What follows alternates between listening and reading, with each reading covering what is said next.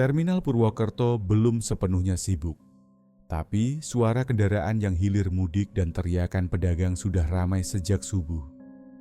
Bau solar, gorengan, dan debu bercampur di udara. Sebuah bus malam tujuan Jombang terparkir di jalur keberangkatan. Di sampingnya, seorang laki-laki muda bertubuh kecil sedang mengangkat kardus ke bagasi. Namanya Didit, anak rantau dari Boyolali. Belum lama jadi kenek, baru beberapa minggu ikut Pak Sabto. Wajahnya lugu dan selalu tampak ingin tahu. Tugasnya ringan, bantu angkut barang, panggil penumpang, dan sesekali bersih-bersih bas kalau kosong. "Pak, hari ini lewat jalur biasa ya?" tanya Didit sambil mengelap peluh dari dahinya. Pak Sabto berdiri bersandar di pintu bas, tangan menyelip di saku jaketnya. Usianya mendekati 50, rambutnya separuh uban, sopan dan tenang, jarang bicara kecuali perlu. "Iya, lewat Kebumen, Yogya, terus Klaten. Kalau lancar, subuh nyampe Jombang," jawabnya singkat. Didit mengangguk. Penumpang mulai berdatangan. Seorang pria paruhbaya dengan tas ransel lusuh, ibu muda menggandeng anak kecil, sekelompok mahasiswa, dan seorang ibu tua dengan kain panjang dan tas anyaman. "Ibu, sini saya bantu," kata Didit saat melihat ibu tua itu kesulitan naik tangga bas. Ibu itu tersenyum tipis, tapi sorot matanya tajam. "Mas, kalau nanti lewat Klaten, jangan berhenti sembarangan, ya," ucapnya pelan, seolah cuma untuk Didit. Didit sempat bingung, tapi cuma mengangguk kecil. Beberapa menit kemudian, semua penumpang sudah duduk di kursinya. Bus perlahan keluar dari terminal, melewati jalan kota yang belum padat. Didit berdiri di depan, memegang daftar nama sambil menghitung kursi. "Masih ada 1 kosong nih Pak," katanya ke Pak Sabto. "Gak masalah, kadang ada yang udah beli, tapi batal berangkat." Didit duduk di kursi lipat dekat pintu. Ia melirik keluar jendela, melihat jalanan yang makin menjauh dari kota. Suara deru mesin bus berpadu dengan obrolan pelan penumpang, dan angin yang masuk dari celah jendela. Ia menoleh ke kursi kosong yang tadi disebut. Letaknya di baris tengah, dekat jendela.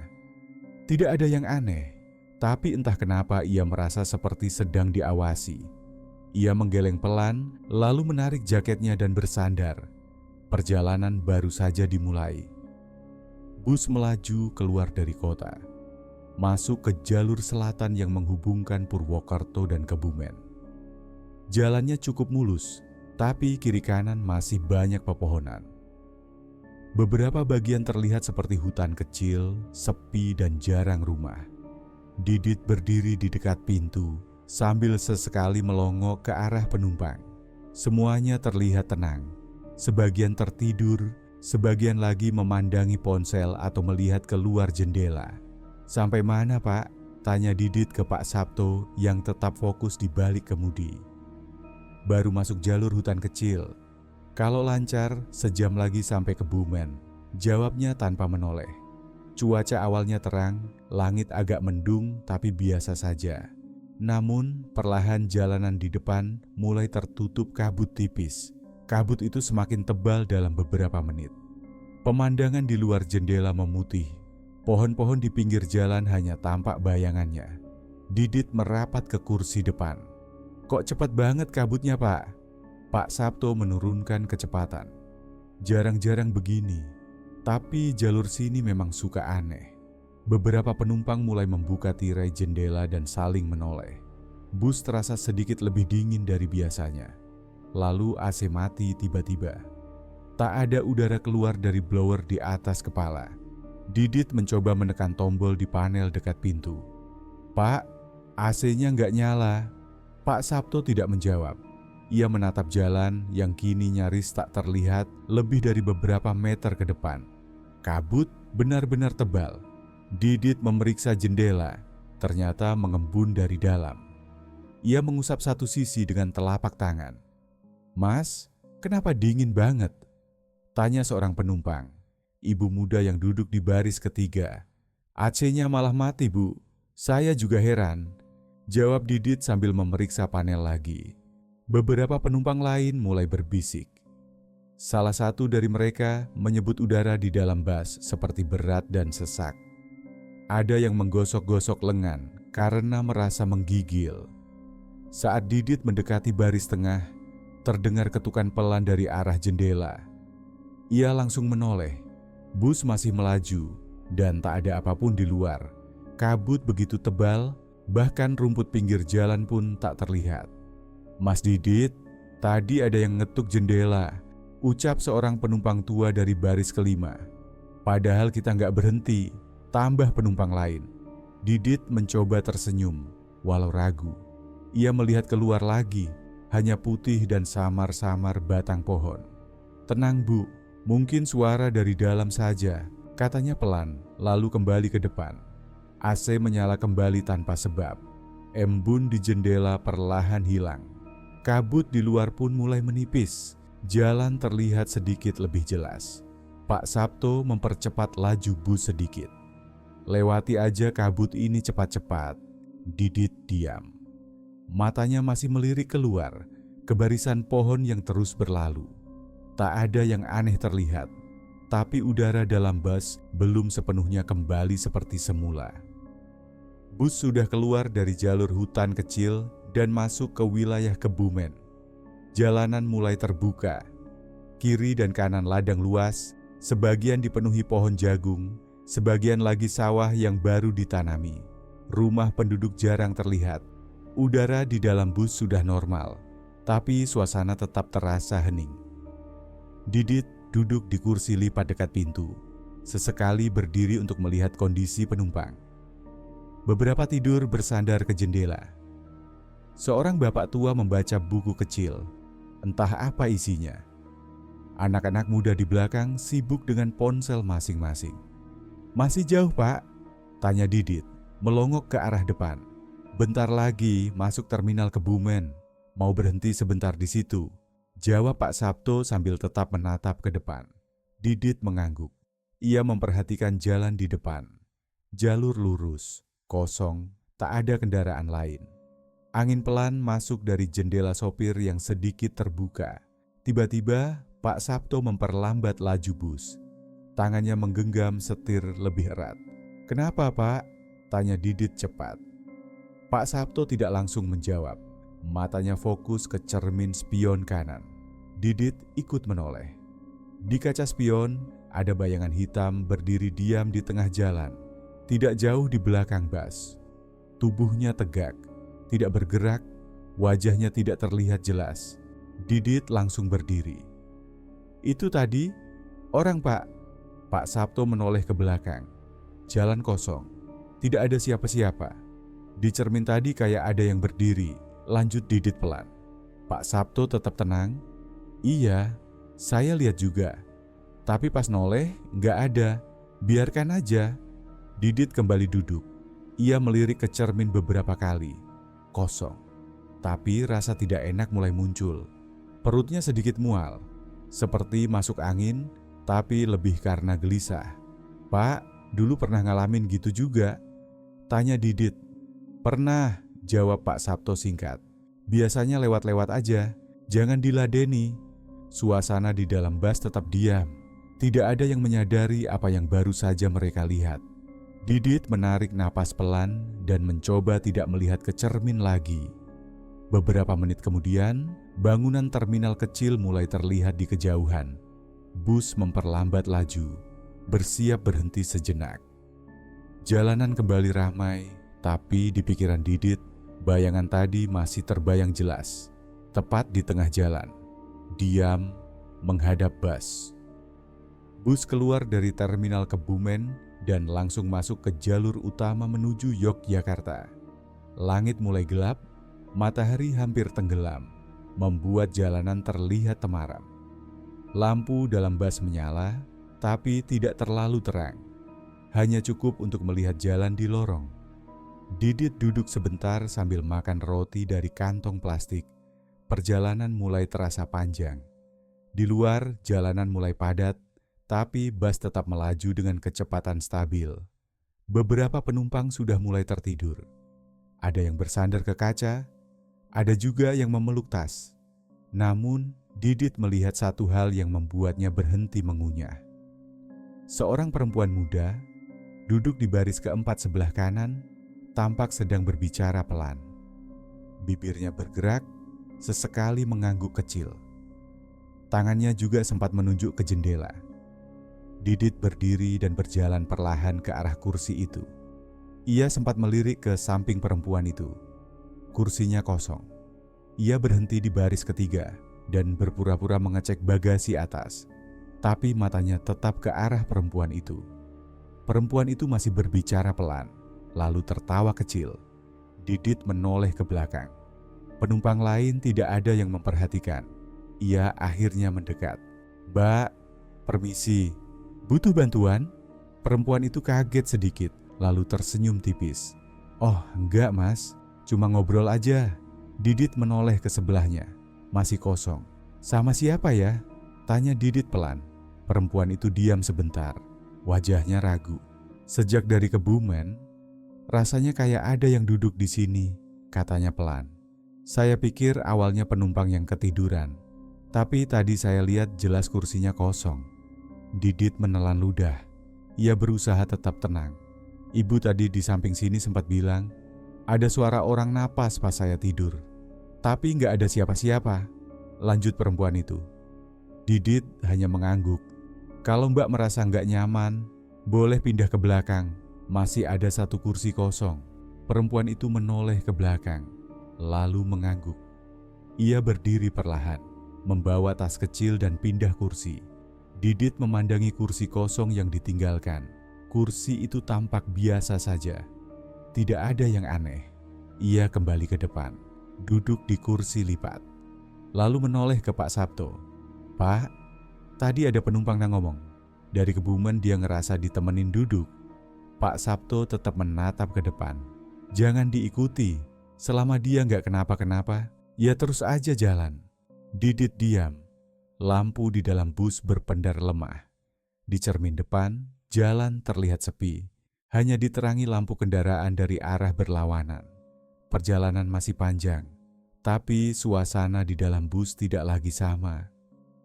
Bus masuk ke wilayah kota Yogyakarta lewat jalur alternatif. Jalan utama macet, dan Pak Sabto memilih rute yang lebih lengang lewat sisi utara kota. Ganggang kecil, perumahan padat, dan sesekali lahan kosong di antara bangunan membuat suasana malam tampak asing. Didit memperhatikan suasana di luar.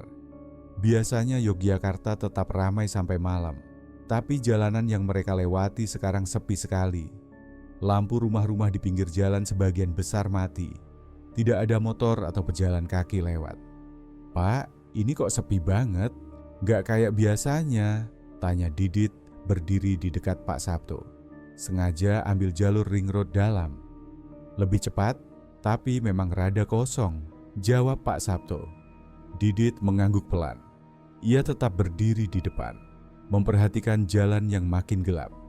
Tanpa peringatan, semua lampu jalan di sisi kanan dan kiri mati bersamaan. Jalan langsung gelap, hanya tersisa cahaya dari lampu depan bus. Bayangan pohon-pohon pinggir jalan memanjang ke tengah aspal. Pak Sabto memperlambat laju bus. Didit bergumam, lampunya mati semua. "Mati lampu sekota?" Belum sempat Pak Sabto menjawab, sesuatu melintas cepat di depan bus, seperti bayangan tubuh, tapi terlalu cepat untuk dikenali. Pak Sabto menghentikan laju bus beberapa detik. Tidak ada orang di jalan. Tidak ada apa-apa. Penumpang mulai bergerak di kursi masing-masing. Beberapa membuka tirai jendela, bingung kenapa bus melambat. "Pak, barusan apa ya?" tanya Didit lebih pelan. "Nggak tahu, tapi saya lihat juga, cuma bayangan." Didit menoleh ke dalam bus. Beberapa lampu di langit-langit bus berkedip. Hanya 2 atau 3 yang mati total.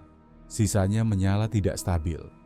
"Mas, kenapa lampu bus kedip-kedip?" tanya seorang penumpang dari baris ke-7. "Sabar ya Bu, listriknya mungkin lagi nggak stabil," jawab Didit sambil berusaha tetap tenang. Pak Sabto menarik napas pendek. "Kita terus aja, nggak usah berhenti di sini." Bus kembali melaju. Jalan masih gelap, tapi bayangan tadi tidak muncul lagi. Lampu bus akhirnya menyala normal beberapa menit kemudian. Tidak ada yang bicara di dalam bus, hanya suara mesin dan roda menyentuh aspal. Didit duduk perlahan, pandangannya lurus ke depan. Yogyakarta biasanya penuh suara. Tapi malam itu, jalanan hanya diisi bus mereka, dan sesuatu yang melintas terlalu cepat untuk dikenali. Bus terus bergerak keluar dari Yogyakarta dan masuk ke jalur menuju Klaten. Jalanan mulai sunyi. Hanya beberapa kendaraan dari arah berlawanan yang sesekali lewat. Waktu sudah mendekati tengah malam. Lampu dalam bus dikecilkan, sebagian penumpang sudah tidur. Yang lain hanya diam, mungkin terlalu lelah untuk mengobrol. Didit duduk di dekat pintu, memandangi jalanan luar yang sepi. Suasana dingin, tapi tidak terlalu mengganggu. Pak Sabto tetap tenang di balik kemudi. Jalan lurus tanpa hambatan. Tiba-tiba terdengar suara teriakan pelan dari baris tengah. Seorang wanita bangkit dari kursinya dengan panik, menggeser ke lorong. "Mas, tadi ada yang pegang kaki saya dari bawah," katanya dengan wajah tegang.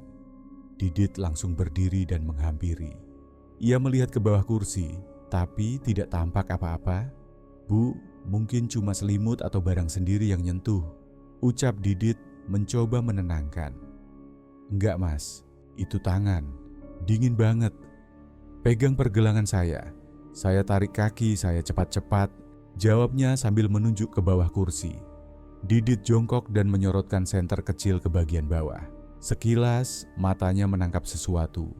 Sepasang mata menatap dari balik kegelapan. Matanya membeku sesaat. Ia menyorot ulang. Kosong. Hanya ada besi rangka kursi dan karpet bus yang kusam. "Mas, ada apa?" tanya penumpang pria dari belakang. "Cuma periksa aja pak. Mungkin tadi ada barang jatuh," jawab Didit cepat. Wanita itu tetap berdiri, enggan kembali duduk. Beberapa penumpang lainnya mulai memperhatikan. Pak Sabto tetap menyetir tanpa menunjukkan ekspresi heran. Ia hanya menoleh sebentar lewat kaca spion dalam. "Suruh duduk lagi.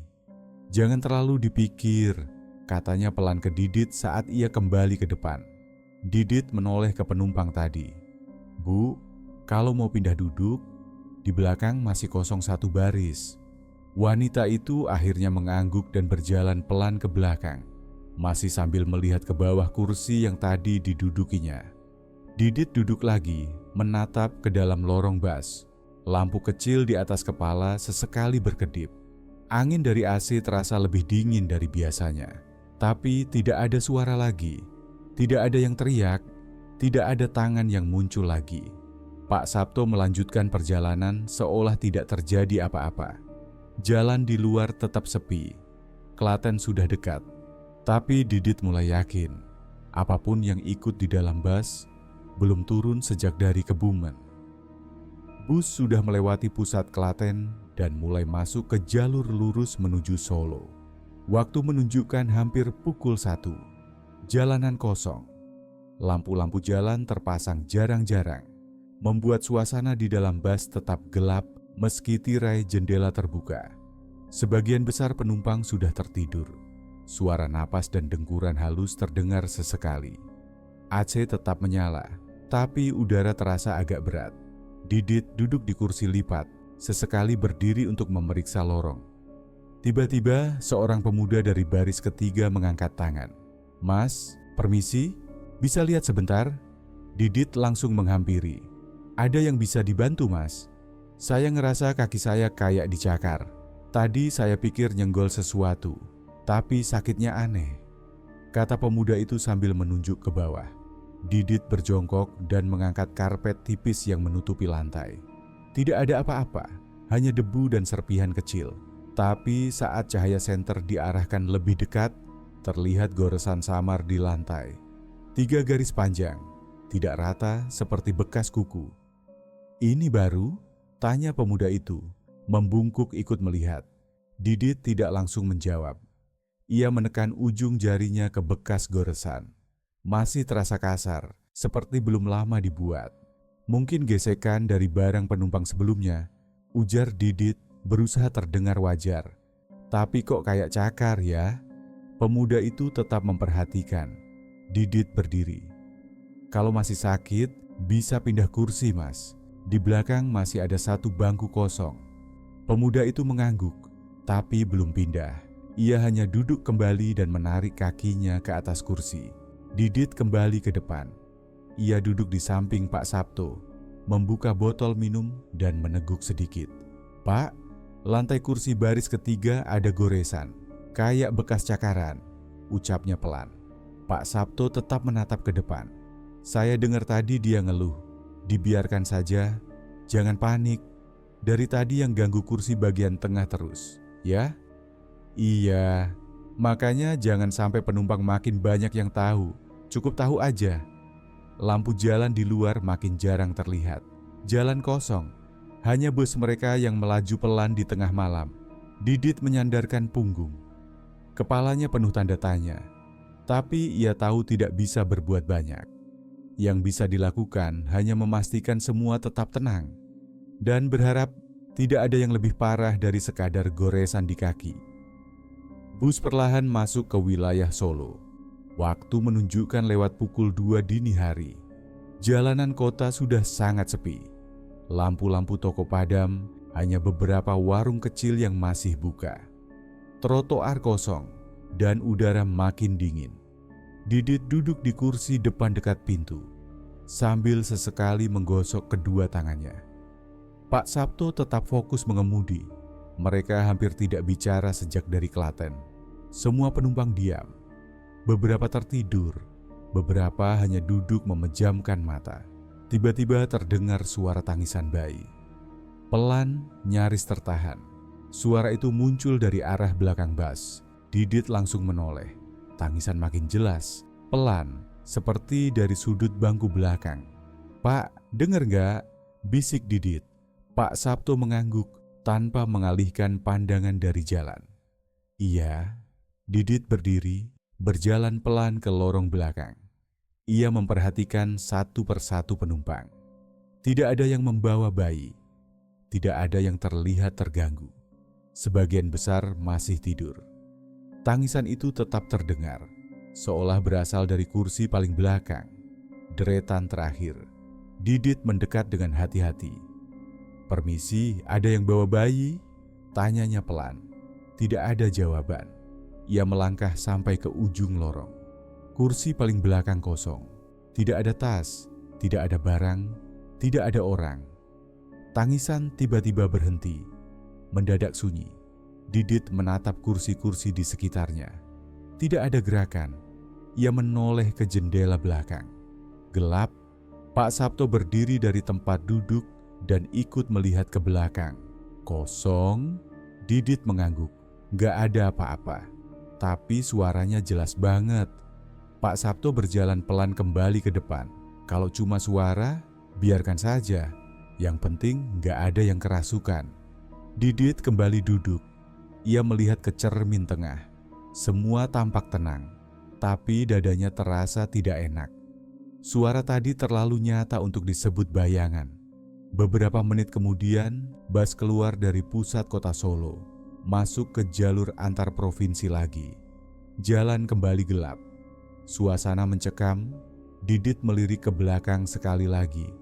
Ia tahu kursi belakang tadi kosong, tapi ia merasa malam ini tidak semua yang naik bus harus terlihat.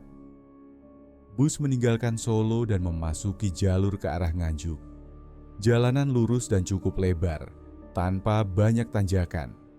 Lampu jalan mulai jarang, dan suasana di luar tampak seperti tidak bergerak. Sekitar mereka hanya ladang dan semak gelap yang membentang jauh ke kiri dan kanan.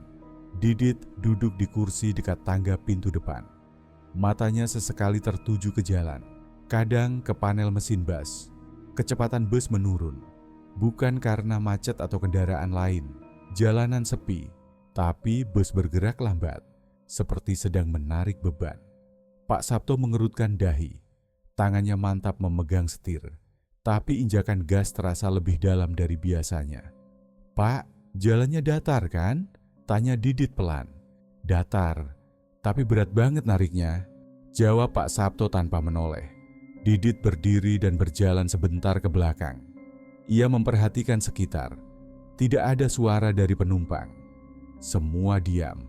Beberapa terlihat mulai gelisah, tapi tidak bicara. Dari kolong bus terdengar suara gesekan pelan, seperti ada sesuatu yang ikut terseret. Didit kembali ke depan. Mesinnya masih aman. Tanyanya lagi. RPM naik, tapi bus berat. Kayak bawa barang 2 kali lipat, kata Pak Sabto. Ia tidak memperlambat laju, hanya menggenggam setir lebih kuat. Mulutnya mulai komat-kamit, membaca sesuatu dengan suara sangat pelan. Didit duduk diam, mendengarkan. Suara gesekan dari kolong masih ada, tapi pelan-pelan mulai menghilang. Tarikan gas terasa normal. Bus kembali melaju dengan kecepatan biasa. Pak Sabto tidak berhenti membaca sampai jalanan benar-benar tenang. Ia baru menarik napas panjang setelah itu. Baru kali ini kerasa seberat tadi, padahal nggak ada tanjakan. Ucapnya pelan. Didit mengangguk. Rasanya kayak ada yang nahan dari bawah. Pak Sabto tidak menjawab. Ia hanya memandang lurus ke depan. Di luar, jalan tetap gelap dan sepi. Tidak ada tanda kehidupan di kiri kanan. Tapi perasaan lega mulai muncul. Bus kembali stabil. Mesin tidak lagi menderu. Didit menatap kaca spion dalam. Penumpang masih diam. Tidak ada yang bertanya. Tapi suasana di dalam bus masih terasa aneh. Hening yang terlalu pekat. Perjalanan terus berlanjut ke arah Nganjuk. Tapi Didit mulai menghitung berapa kejadian janggal yang sudah mereka alami sejak dari Purwokerto. Dan semuanya terasa belum benar-benar selesai. Bus terus melaju di jalanan antar provinsi. Waktu hampir menunjuk subuh. Langit belum berubah warna, masih gelap pekat. Pohon-pohon tinggi di pinggir jalan seperti berdiri diam. Tak ada kendaraan lain yang terlihat sejak setengah jam terakhir. Didit duduk di sisi depan, berusaha menahan kantuk. Kepalanya sesekali terangguk, tapi ia tetap membuka mata. Pak Sabto tetap memegang setir tenang dan fokus seperti biasa. Tanpa peringatan, seluruh lampu di dalam bus padam, termasuk lampu dashboard. Mesin masih menyala, tapi semuanya langsung gelap. Didit berdiri refleks. Pak, lampunya? Pak Sabto tetap tenang. Listrik dalamnya mati, bukan mesinnya. Dalam gelap, terdengar suara orang menggeser duduk. Ada beberapa penumpang yang mulai bersuara pelan, tapi tidak berani bicara keras. Lalu, dari arah belakang, terdengar langkah kaki. Perlahan, seperti menyusuri lorong. Didit diam, kepalanya menoleh, tapi tidak bisa melihat apa-apa. Suara langkah itu jelas, satu persatu, dari belakang ke depan. Tidak terburu-buru. Pak, itu siapa? Tanya Didit tanpa menoleh ke Pak Sabto. Pak Sabto menjawab pelan. Diam dulu. Langkah itu berhenti mendadak. Gelap masih menyelimuti seluruh bagian dalam bus.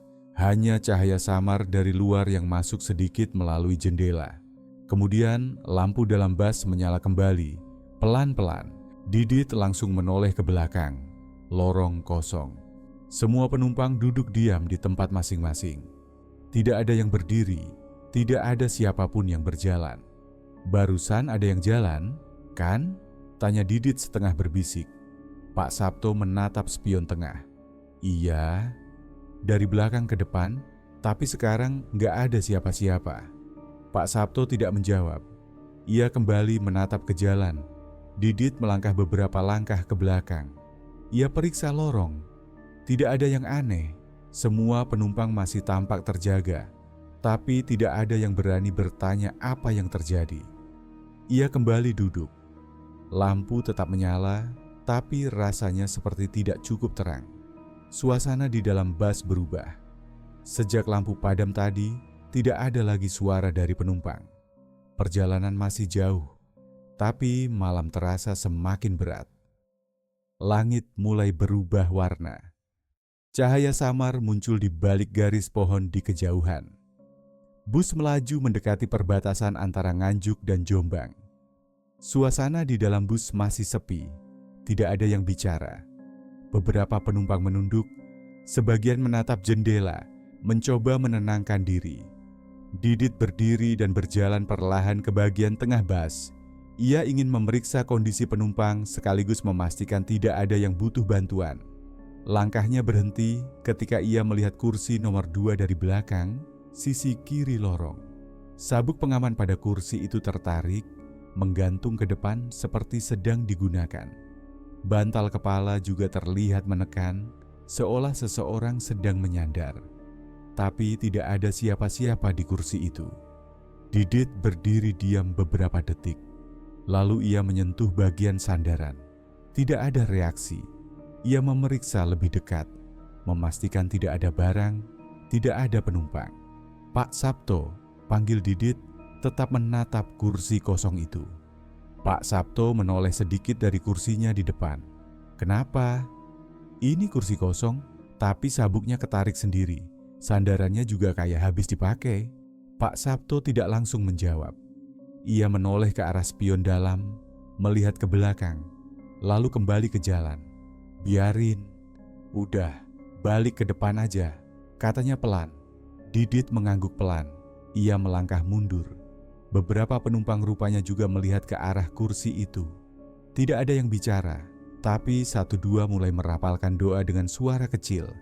Ada yang menggenggam tasnya erat-erat, ada yang duduk lebih tegak dari tadi. Didit kembali ke depan dan duduk di tempatnya. Ia menatap kaca depan. Cahaya pagi mulai memperlihatkan warna-warna tanah dan sawah di sisi jalan. Tapi perasaan dingin masih tertinggal di dalam bus. Pak Sabto menambah kecepatan sedikit. Jalanan mulai ramai dengan kendaraan lokal. Tanda mereka semakin dekat ke Jombang. Didit sesekali melirik ke kursi kosong itu, yang tetap dalam posisi seolah sedang digunakan. Tidak ada yang berubah sampai mereka mendekati terminal. Tapi Didit tidak bisa menghilangkan perasaan bahwa sesuatu memang duduk di kursi itu. Diam, tapi terasa. Terminal Jombang mulai ramai. Sinar matahari sudah menyinari atap-atap bangunan. Bus yang dikemudikan Pak Sabto akhirnya berhenti di deretan jalur kedatangan. Penumpang satu persatu turun dengan wajah letih. Sebagian masih menyisakan rasa heran dari kejadian sepanjang malam. Didit berdiri di dekat pintu depan, membantu menurunkan barang. Ia menatap wajah penumpang yang keluar satu persatu. Tidak ada yang bicara banyak. Hanya anggukan singkat atau ucapan terima kasih yang terdengar lirih. Setelah bus kosong, Didit menghela napas. Ia melepas jaketnya, menggantung di pegangan besi, lalu berjalan ke lorong. "Pak, saya cek ke belakang dulu, bersihin sisa-sisa sampah," katanya. Pak Sabto mengangguk tanpa menoleh. Ia masih duduk di balik kemudi, mematikan mesin perlahan. Didit menyusuri lorong, memungut plastik bekas makanan, botol air mineral, dan beberapa kertas kecil. Ketika sampai di kursi yang semalam sempat membuatnya gelisah, ia berhenti. Ia menunduk dan menarik karpet tipis di bawah kursi itu. Matanya langsung menangkap goresan panjang di permukaan logam bawah kursi. 3 garis lurus, tidak terlalu dalam, tapi terlihat baru. Seperti dicakar paksa, Didit jongkok lebih dekat. Ia sentuh goresan itu dengan ujung jarinya. Tajam, masih bersih, seperti belum lama muncul. "Pak," panggilnya sambil tetap jongkok. Pak Sabto berdiri dan berjalan perlahan mendekat. "Lihat ini, di bawah kursi yang semalam ada penumpang teriak. Ada bekas goresan," kata Didit sambil menunjuk. Pak Sabto menatapnya sebentar. Ia tidak terlihat terkejut. "Kayak bekas kuku ya," lanjut Didit. Pak Sabto mengangguk sekali, lalu ia berdiri tegak dan menatap keluar jendela. "Kadang yang ikut naik, gak butuh tiket," ucapnya pelan. Didit berdiri. Ia menatap lagi goresan itu, lalu menutupnya kembali dengan karpet. Ia tidak mengatakan apa-apa. Mereka berdua lalu membuka jendela dan menyeka embun yang masih menempel. Terminal sudah mulai penuh. Suara kendaraan lain mulai terdengar di luar. Tapi di dalam bus, masih terasa sedikit sunyi. Didit berjalan keluar lebih dulu. Pak Sabto menyusul, mengunci pintu belakang bus setelah memastikan semua barang sudah turun. Mereka berdua berjalan menjauh dari bus, meninggalkan kursi-kursi yang sudah kosong. Atau mungkin tidak semuanya. Terima kasih telah menonton video ini. Jangan lupa untuk like, komen, dan subscribe, serta nyalakan notifikasi agar tidak ketinggalan video-video selanjutnya.